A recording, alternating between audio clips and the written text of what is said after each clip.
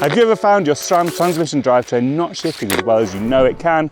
If so, I think I know what the problem might be. I'm going to show you how to fix it by the side of the trail. So this video is for if you think the shifting has got worse over time. However, if you have set up SRAM transmission on your own, there are a few things to make sure you've done at setup stage. First up, the app is really good. It's got loads of information on how to do it, and you need to follow the steps exactly to make sure that your shifting is good. First up, you've got to make sure your chain is the right length, and the app will tell you how many links of the chain your chain needs to be for your specific bike. You also need to make sure that when you're setting the gears up, you've got the little key underneath the setup key in the right position, A or B. Likewise, you need to make sure the chain is on the correct sprocket in the cassette, because again, this is going to help make sure the shifting is right. The information for that is dependent on your bike and it's in the app. Finally, there is like a micro adjust going on with the shifter and the mech, which helps fine tune the position of the mech. Do this in setup. Ideally, you don't want to be doing this down the line because that's not what it's really there for. Finally, do follow the setup process for the axle and the main bolt of the transmission mech. You've got to get them at the right torque, but tighten them at the right time. Again, information is in the app. If you do all this though, your shifting should be really, really good. Before you try and fix anything with the mech though, there are a couple of things to check. Have you got a sticky link in your chain? To find out, rotate the cranks backwards, and if you see the cage of your mech jumping about, that'll signify that there's a sticky link. Just find it and bend the chain, and that should loosen it up enough to get you home before you can give it a proper clean and re-grease or re-lube.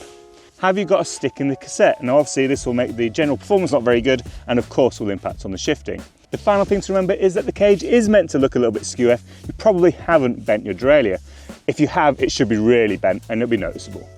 If your shifting still isn't working perfectly, I think the problem is just in here.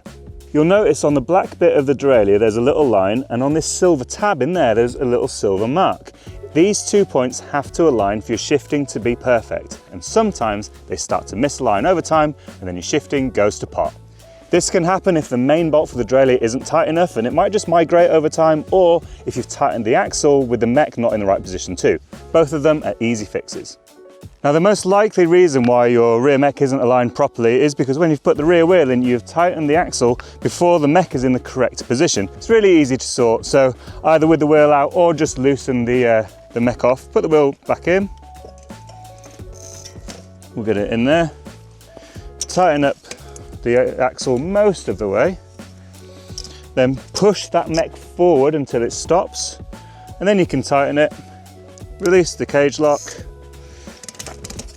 pedal, off you go. Make sure it's nice and tight, have a check, and yeah, it's all aligned perfectly.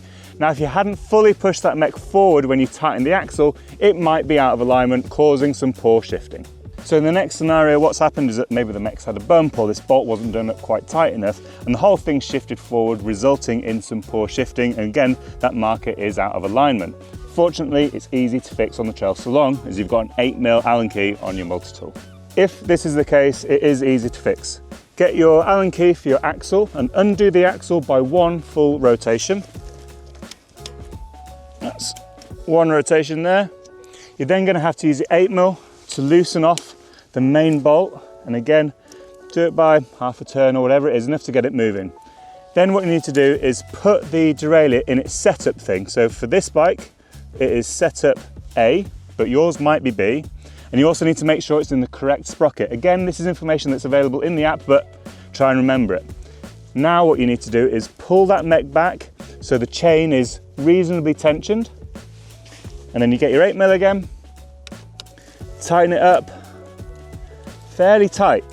So on the trail, you're not gonna have a torque wrench with you, but do it pretty tight. And then go back to your axle and tighten that back up.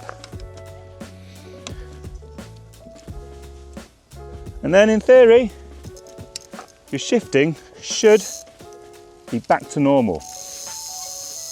Once you've done that, don't be like me and don't forget to take it out of that setup position. There you go. Okay, so hopefully that's got you home, but there's more to do. Go to your manufacturer's specifications and find out the torque for the rear axle and torque up this bolt, because it is really important, and if you don't, it might slip again.